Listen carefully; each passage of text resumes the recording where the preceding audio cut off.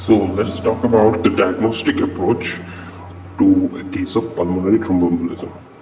So first and most important thing in a case of pulmonary thromboembolism is we have to see whether the patient is having any hemodynamic instability or he is having no hemodynamic instability. So for example, our patient is a suspected PE patient and there is no hemodynamic instability, he is fine, he is doing good.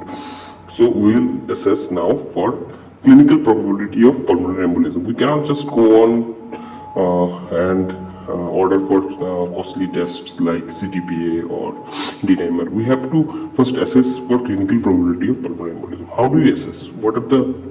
We assess by clinical judgment or by prediction rules. There are some rules like scoring systems. So the scoring systems are like this: modified Wells scoring system. This is the most important one. Then we have the revised Geneva scoring system. We have the physician's gestalt. Physician gestalt means gestalt. And we have pulmonary embolism rule out criteria or PERC.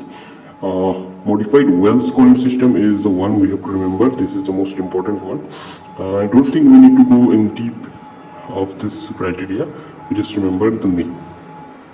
Now, so say for example we have used one of these criteria and the clinical probability of pulmonary embolism is low or unlikely. Then we go for a blood test. We see for the serum D-dimer levels. This is a blood test. So if it comes positive, we go for the coronary CT pulmonary angiography. CTPA means CT pulmonary angiography. It's an invasive test.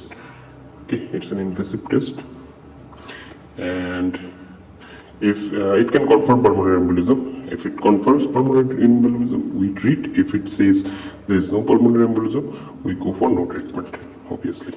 And if D-dimer is negative, we don't go for CTPA.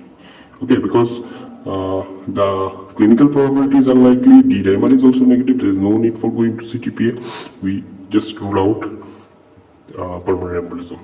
Now, on the other hand, if there is high clinical probability of pulmonary embolism, clinical probability is high through the Wells scoring system, or a very experienced physician thinks that there is pulmonary embolism in this patient, we go directly to CTPA, that is CT pulmonary angiography, and that confirms whether there is PE or no PE.